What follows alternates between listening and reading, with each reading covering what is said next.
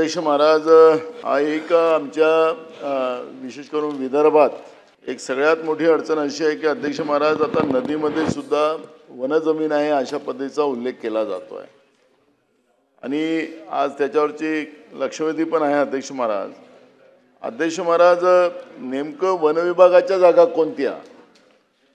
आणि एखाद्याने सांगितलं की ही जागाच वन आहे, म्हटलं की झाले फॉरेस्टवाले लागतात कामाला. हे नाही, आमचीच जागा आहे, कुठलाही मोजमाप नाही आहे. दादा, हे रेतीचा उपसा वगैरे हा महसूल विभागाचा विषय आहे, तो तर एक भयानक परिस्थिती आहे. पण माझा याच्यामध्ये स्पेसिफिक प्रश्न आहे की ही वनजमिनी आहे, हे तुमच्या कुठल्या रेकॉर्डवर आहे, तुमच्याजवळ कुठं आहे, काहीच त्याचा पत्ता नाही.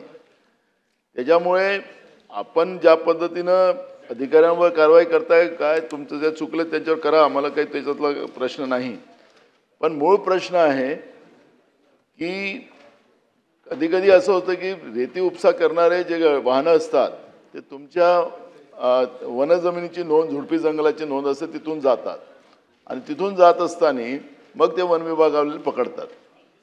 आता रस्ता ऑलरेडी आहे, आता वनातून जंगलातून रस्ते तर खूप आहेत, तर तिथूनही झाला त्याला अडवतात.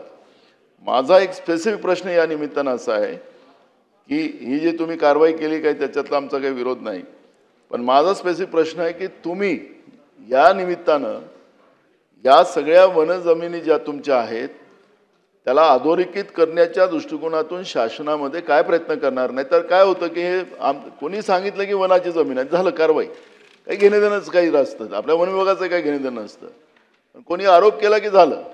आणि म्हणून मला ह्या सगळ्या जमिनी तुम्ही अधोरेखित करण्यासाठी किती काळामध्ये ह्या सगळ्या जमिनी अधोरेखित करणार आणि हा एकदा प्रश्न निकाली काढणार, हा माझा प्रश्न आहे. अध्यक्ष महोदय, सन्माननीय सदस्य नानाजी पटोले यांनी जो प्रश्न उपस्थित केला आहे की वन जमिनीची हद्द निश्चित करण्याचा त्यांचा एकूण सूचना आहे. अध्यक्ष महोदय, ज्यावेळेला पूर्वीच्या कालखंडामध्ये सगळीच जागा सगळ्यांचीच, परंतु ज्यावेळेला ब्रिटिशांनी या ठिकाणी अंमल सुरू केला त्यावेळेला त्यांनी नगरविकास खातं निर्माण केलं, ग्रामविकास खातं निर्माण केलं, एकूणच गृह खातं निर्माण केलं आणि कालांतरानं झाडांचा सहार न होता संरक्षण व्हायला पाहिजे म्हणून त्यांनी वने, संरक्षित वने, अभयारण्य, नंतर नॅशनल पार्क अशा टप्प्याटप्प्याने ह्या गोष्टी घडत गेल्या. बारकाईने बघितलं तर ज्याची नोंद रेव्हेन्यूच्या सातबाऱ्या उतारावर नाही, परंतु फॉरेस्टच्या नोंदीमध्ये ती वनं त्या ठिकाणी दाखवलेली आहेत.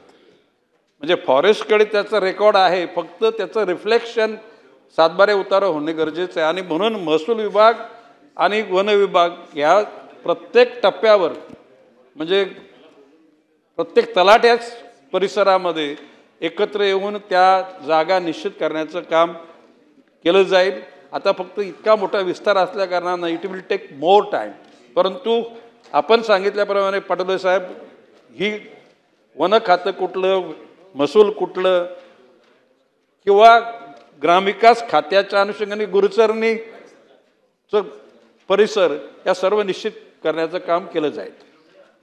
आता isakal.com आहे देशातील नंबर 1 ची मराठी न्यूज वेबसाईट. प्रत्येक अपडेटसाठी isakal.com ला नक्की भेट द्या.